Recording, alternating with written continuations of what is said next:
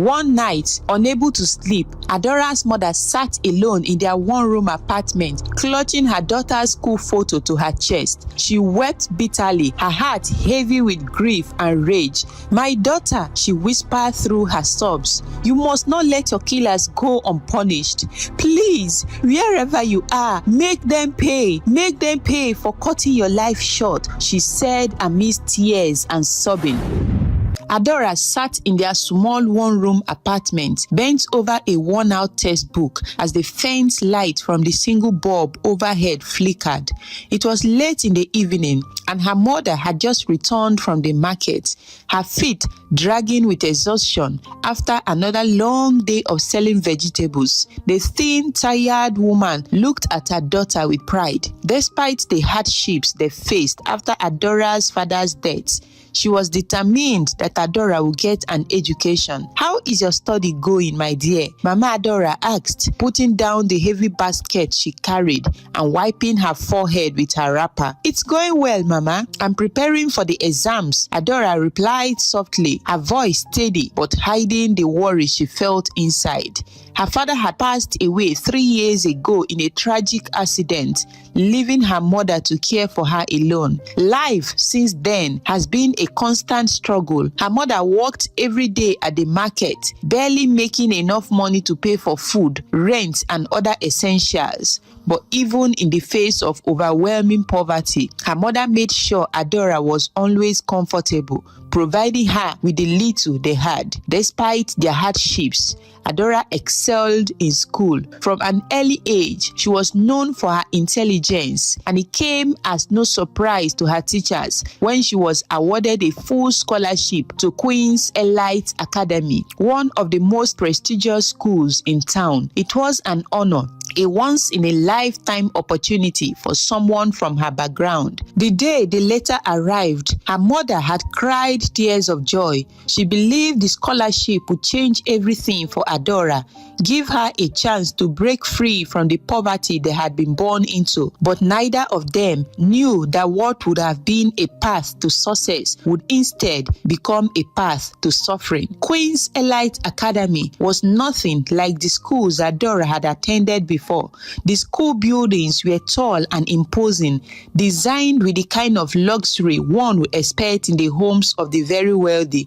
Most of the students were children of politicians, business moguls, and influential figures, arriving every day in expensive cars, their bags filled with the latest gadgets and fashion items.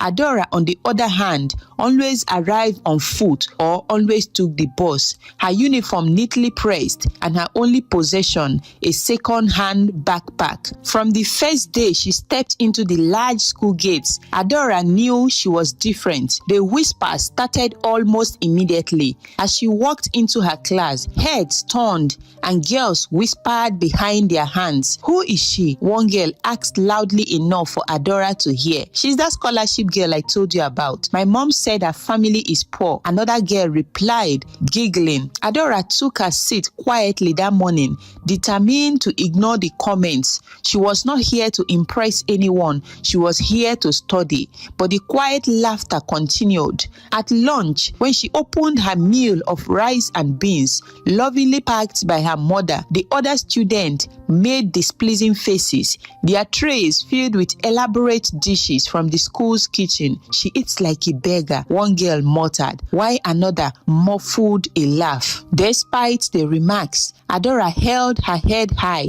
She had been raised to be respectful and to focus on what was important, which was her education. But the isolation stung. Day after day, she ate alone at the far corner of the cafeteria, while the others chatted and laughed without a care in the world.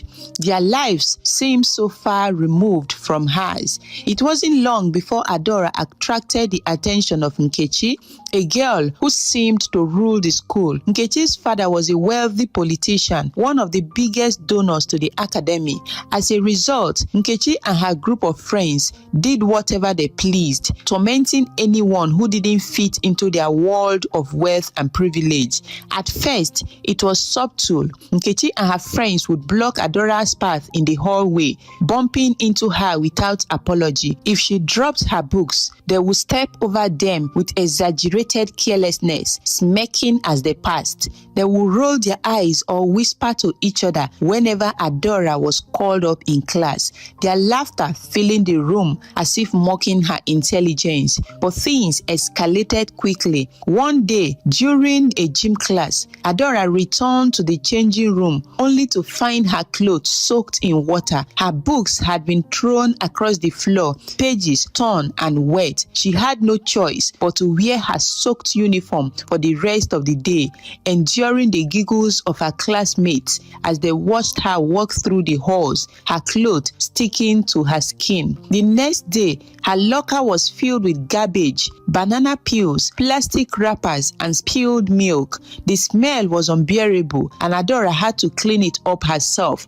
as the other students watched in silence, some with hidden smiles, others with looks of pity, but not a single person offering to help. It became a daily ritual, new forms of torment from Nkechi and her group of bullies.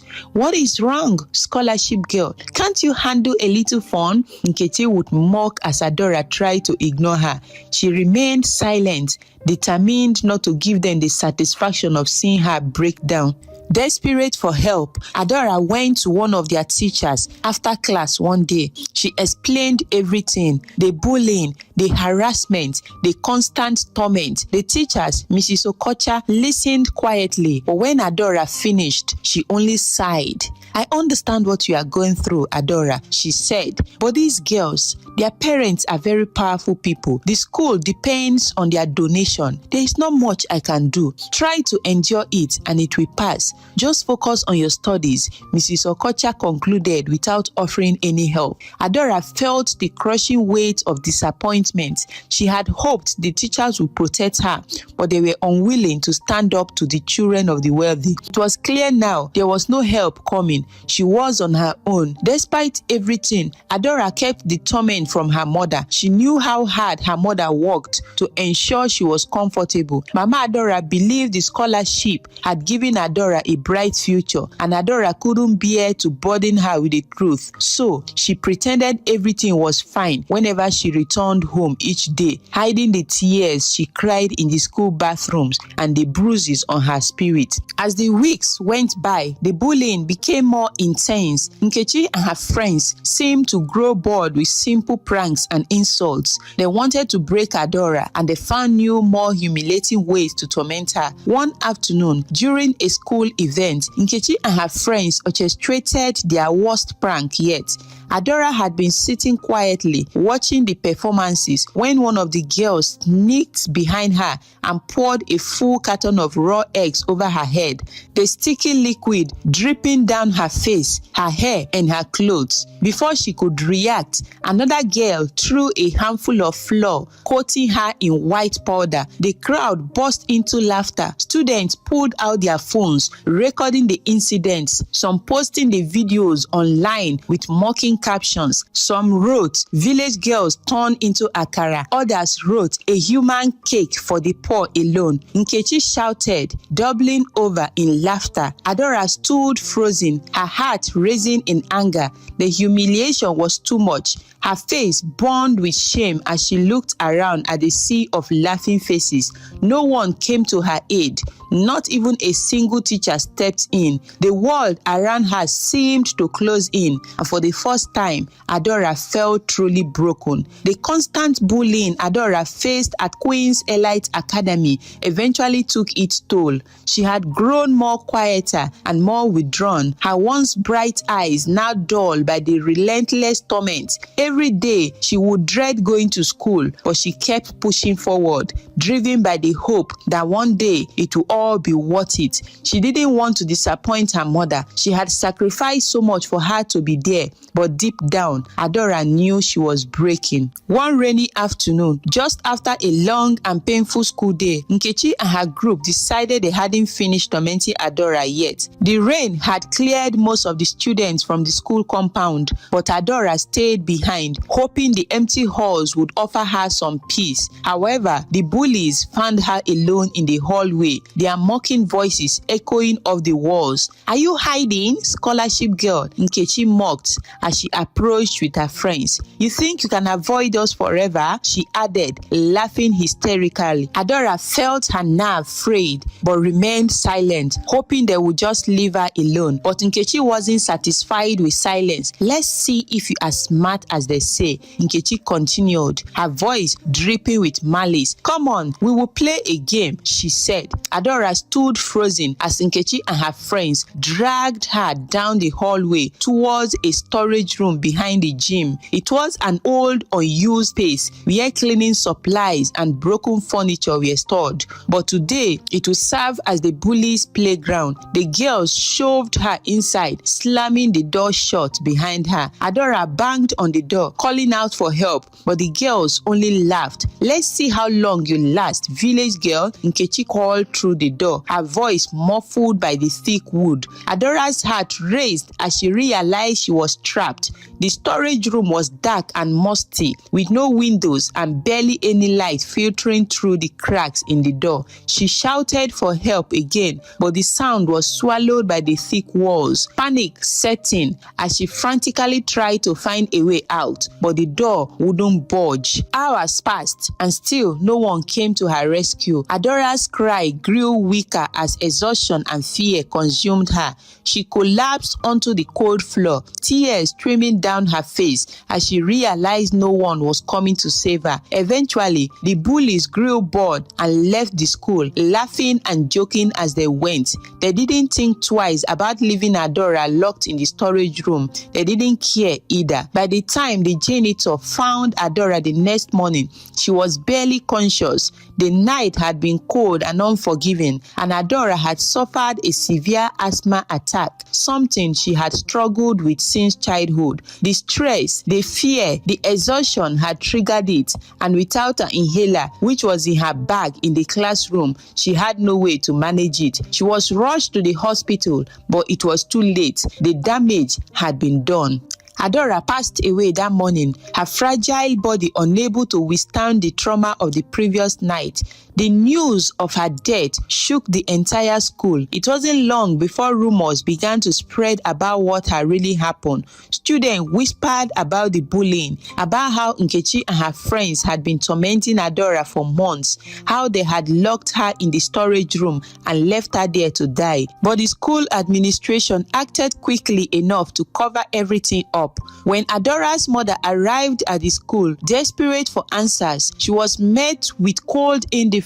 The principal, Mr. Okeke, assured her that Adora's death has been a tragic accident, that she had collapsed due to her asthma, and that no one was to blame. "Mama Adora, we are deeply sorry for your loss, but we cannot dwell on the past. These things happened," Mr. Okeke said, his voice devoid of compassion. "But what happened to my daughter?" Adora's mother demanded, her voice breaking. "She was a healthy girl when I sent her to this school. How could this happen?" she said amidst tears. "Mrs. Nwosu," Mr. Okeke continued, his tone firm, "we have already investigated the matter. Adora was found in the storage room, but we believe she went in there on her own. No one forced her." The blatant lies stung like a fresh wound, and Adora's mother knew in her heart that something wasn't right. She had heard whispers from other parents, from other students. She knew there was more to the story, but no one was willing to stand up against the wealthy parents of Nkechi and her friends.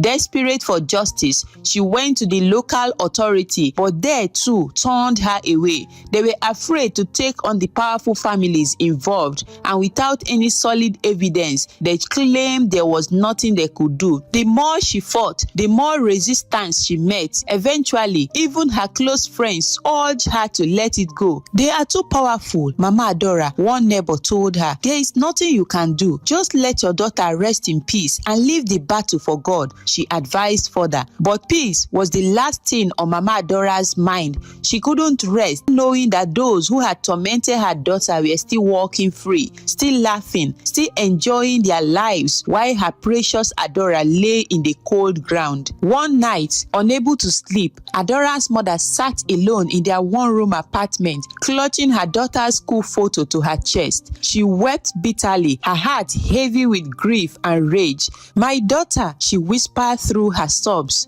"you must not let your killers go unpunished.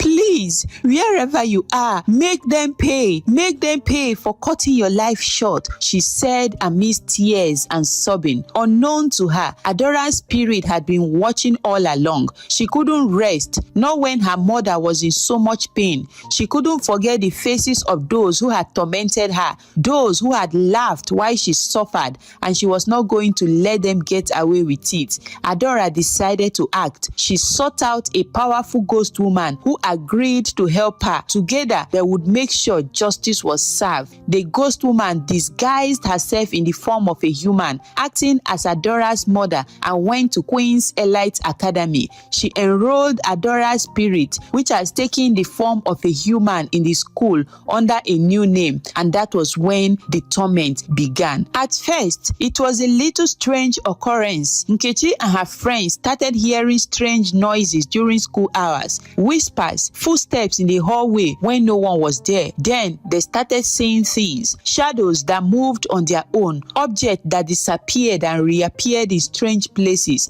But it didn't stop there. One by one, the bullies began to suffer. Nkechi woke up one morning to find scratches all over her body, as if she had been attacked in her sleep. Another girl found her hair had been mysteriously chopped off during the night. Another bully, Ezine, died in a car accident on her way to school. Her car had turned off the road for no apparent reason. The school was in chaos. Students and staffs were terrified. Rumors spread like wildfire that Adora's ghost was behind the death. No one felt safe. One afternoon, as Nkechi and her friends were gathered in the school's common room, the lights began to flicker again. The girls exchanged nervous glances, but they brushed it off as a power issue, something that wasn't common in the area. Suddenly, the temperature in the room dropped and the air grew thick with an unsettling tension. The girls stopped laughing and looked around, their faces pale with fear. "Did you hear that?" one of them whispered. "Hear what?" Nkechi replied,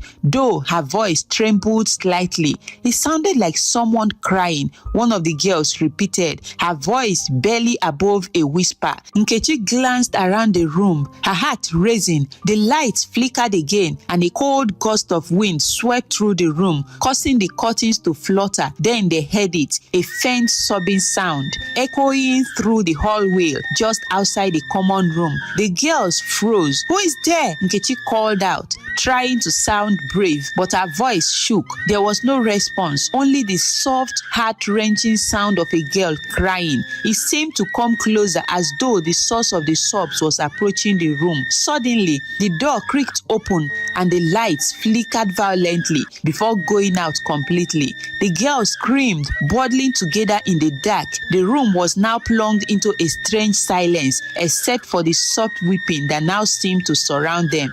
Out of the darkness, a faint voice whispered, "Why did you lock the door and left me in there?" Nkechi gasped, recognizing the voice immediately. It was Adora's voice, the girl they had left to die. No, this can't be happening," Nkechi stammered, backing away from the door. The other girls were shaking, their faces pale with terror. Then, in the darkness, they saw it. Adora's figure standing in the doorway, her eyes glowing with a strange light. She stared at them, her face expressionless, but her presence radiating anger and pain. "You left me to die," Adora's ghost whispered, her voice full of sorrow and rage. "Now it's your turn to suffer." Before the girls could react, the lights came back on, and Adora's ghost was no more. Rather, a student was standing nearby. One by one, the girls began to experience terrifying encounters. Fear consumed them all. They couldn't focus in class. They couldn't sleep and they couldn't escape the relentless hunting either. The guilt of what they had done, combined with the terrifying supernatural occurrences, began to break them down. They stopped going out in groups, avoiding one another, each girl convinced that Adora's ghost was coming for her next. One afternoon during lunch, Adora's ghost in the body she borrowed sat quietly in the corner where she usually stayed while she was alive. As the students munched through their lunch, Nkechi's eyes reached Adora, and as if being remuted, she stood up and started fighting her friends for no reason. She stabbed two of her friends using the fork she was eating with, and before help could come, it was too late and they bled to death. With no way to escape from what she had done, and having so many people witness the event, and for the fact that her friend's parents were as powerful as her parent, she was arrested and sentenced to death. Adora wanted her to die in a more painful and humiliating way, but her revenge didn't stop with the girls who had tormented her. She wasn't just targeting the bullies who had directly harmed her. She had seen everything in depth, and she knew that the teachers and parents of those girls were just as guilty for allowing the bullying to continue unchecked. One afternoon, Mr. Okeke, the school principal, was working late in his office when he began to feel a strange chill in the air.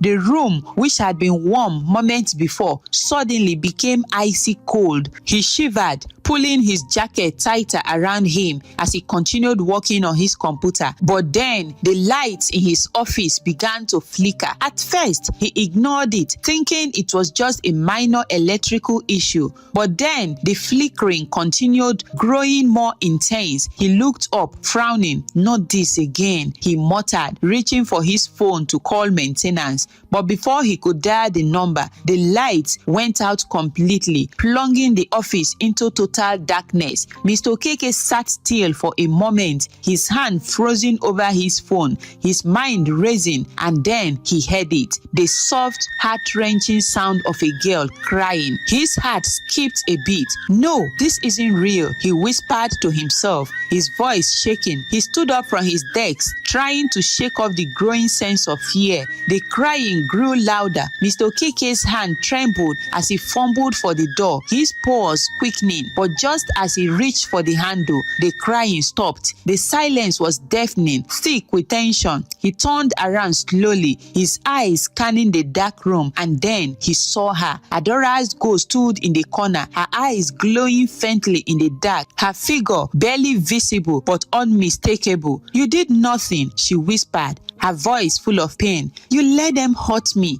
Mr. Okeke stumbled backward, his heart beating faster than ever. He wanted to run, to escape, but his legs wouldn't move. He was frozen in place, staring at the ghost of the girl whose death he had tried to cover up. I'm sorry," he stammered, but his words fell flat. Adora's ghost stared at him for a moment longer, then vanished, leaving him alone in the dark. The next day, Mr. Okeke resigned without explanation, his face pale and his hands shaking as he packed up his office. Nkechi's father, a wealthy businessman who had used his influence to protect his daughter from any repercussions, began seeing visions of Adora's face in the mirror of his home.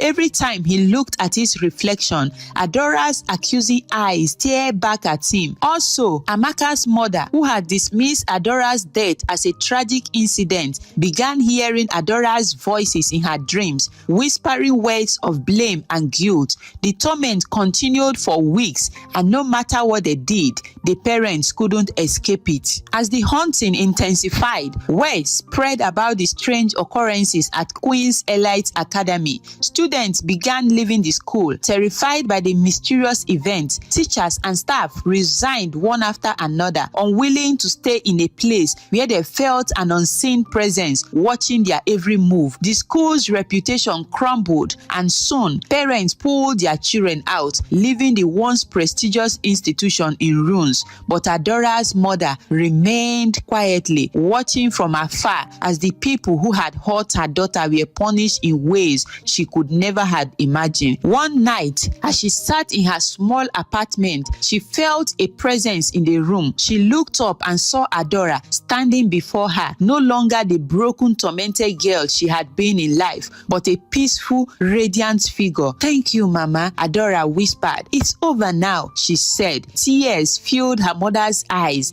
as she reached out to touch her daughter, but before her hand could make contact, Adora's spirit faded into the night. The hunting stopped after that. The school was eventually shut down, and justice in its own supernatural way had been served. Adora's mother, though still grieving, found some solace in knowing that her daughter's killers had not gone unpunished. Thank you so much for watching. Please like and leave a comment letting us know what you think about the story. Kindly subscribe if you are yet to do so. Up until next time, bye for now. Mwah.